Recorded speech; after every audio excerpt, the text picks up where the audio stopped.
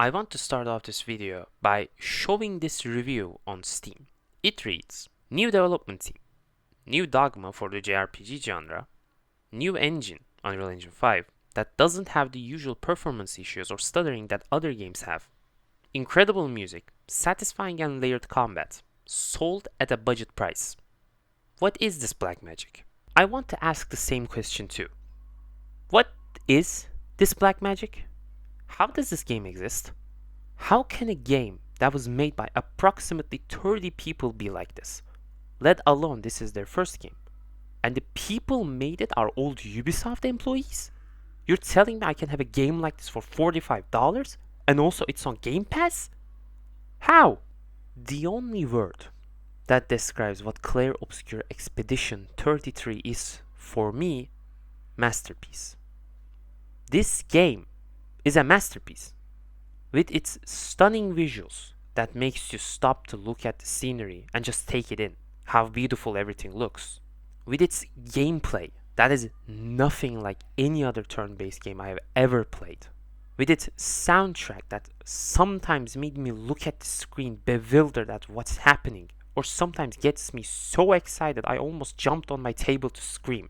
Especially that one boss music that I'm not gonna spoil obviously, gave me goosebumps throughout the whole fight. And finally, the story. The story. I don't even know what to say about the story. I really don't. I don't know any words that will give justice to it. The writing, the pacing, the characters, the plot itself in general. Again, this game is a masterpiece. I feel like the only part about this game that I can talk about without spoiling the experience is the gameplay, so I'm gonna do that. How does this game take the turn-based combat genre and elevate it to the next level? By turning it into Sekiro. Yup, we have Souls-like turn-based games now. Normally, what separates turn-based combats from other types of combat systems is the management of your utilities.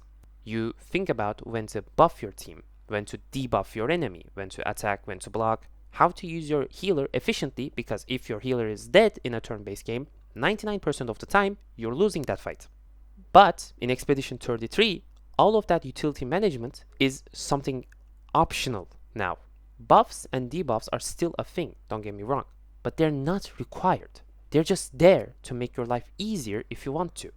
And they did this by simply adding two mechanics: dodge and parry.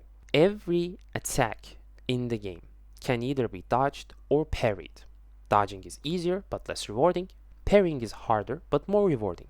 You know, a typical Souls-like. So, you might ask, but won't that make it more boring as the game progresses? No need for buff, debuff management, just taking turns, parrying or dodging, then attacking? No, absolutely not. Just because once you learn an enemy's pattern and can just parry them to oblivion, you don't want to parry them for an hour until they're dead. You want to finish the fight quick, deal big damage, and get the job done. Sandfall didn't just take the turn-based combat genre and turned it into Souls-like and didn't do anything else. They have added other elements to it. What are those? Let's talk about them. First off, every character you play as in the game are essentially different classes, and they all have unique things you can do only with them. You start with Gustav, the main protagonist, who has an arm that can be charged up until 10 stacks by parrying, dodging, or attacking. Once you have 10 stacks, you can use Overcharge, which deals insane amounts of damage, and when I say insane, I mean insane. This thing obliterates some enemies. Then you have Lune, the mage. Lune attacks with her elemental skills, and every skill she uses gives her elemental stacks, or stains as the game calls it. Then you can use those same stains to buff your other elemental skills. So she turns into this elemental combo character where you have to manage the order of your skills in order to maximize the stains you get and use them to buff your other skills. Once Lune gets her stains, some of these skills just deal insane damage.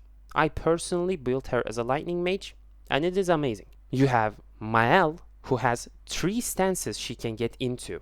offense, defense, and virtue. You get into these stances by using her skills. Every skill of Mael has an icon on the top right that indicates which stance she will get into after using that skill. Offense stance gives her 50% more damage, but takes 50% more damage also. Defense stance makes her take 50% less damage and makes her get 1 skill point for every dodge or parry she does. The virtue stance makes her deal 200% more damage. On top of this, her skills get extra stuff depending on the stance you're in. Mael can't stay in the same stance 2 turns in a row, so you have to manage her stances by changing it every turn. Then you have Ciel. Ciel is like an astrologist magician or something. She can give enemies this debuff called Foretell. Then she can spend those foretells to give extra benefits to her skills. She also has 2 types of charges called Sun and Moon charges. Some skills give her Sun charges and some skills give her Moon. If she has Sun charges, she gains more skill points the more she spends Foretell, and Moon charges give her more skill points when she applies Foretell. On top of this, if you get a Sun and a Moon charge at the same time, she gets into Twilight, which gives her the ability to inflict double the amount of Foretell, increases the maximum amount of Foretell an enemy can have, and gives her more damage depending on the amount of Moon and Sun charges spent to get into Twilight. And on top of all of this, you can build each character in many different ways. As I've said, I built Lune as a lightning mage that deals insane amounts of damage. But if you want to, you can build her as an earth mage, which will make her deal a little less damage, but stun enemies better. One of my friends built Mael as a parrying tank that parries everything for her team and then counterattacks with insane amounts of damage. It's ridiculous. The build crafting in this game is really, really good. There are more, but I'm gonna stop there about characters. I don't want to spoil too much, but let's just say Dante from Devil May Cry makes a cameo in this game. Second thing, the Picto and Lumina system. This is basically this game's equipment system. You find Pictos that give you unique passives, you equip them, fight while using them 4 times, and then they turn into Luminas. Luminas are Pictos that can be equipped by everyone. Let me give an in-game example. There's a Picto in the game that is a really basic Picto, and you get it near the beginning of the game, that makes you start battles with 1 extra skill point. I gave this Picto to Lune, fought with Lune using this Picto 4 times. This turned that Picto into a Lumina, and now by spending Lumina points, I made everyone wear the same Picto. The more you progress in the game, more interesting Pictos you get, which makes the build crafting section of the game even more fun. You can literally become a suicide bomber with some of these Pictos. It's insane. Third thing they did was to combine everything I've just talked about with incredibly well designed enemies. When I say some of these bosses can compete with Elden Ring and Final Fantasy 16 bosses, you should understand this game has insane bosses. And normal enemies aren't a walk in the park either. They're not there to just make you level up. They're a challenge and you should respect them. There are many more things I would love to talk about for hours and hours, but I feel like I already said too much, but this isn't even quarter of what this game has in store. Combine everything above with an amazingly written, well-paced story that has insane soundtracks and incredible visuals and some amazing side content too. This game is around 30 hours if you just play for the story, but with the side content, it goes up to 70 hours. 70. And it's well worth it.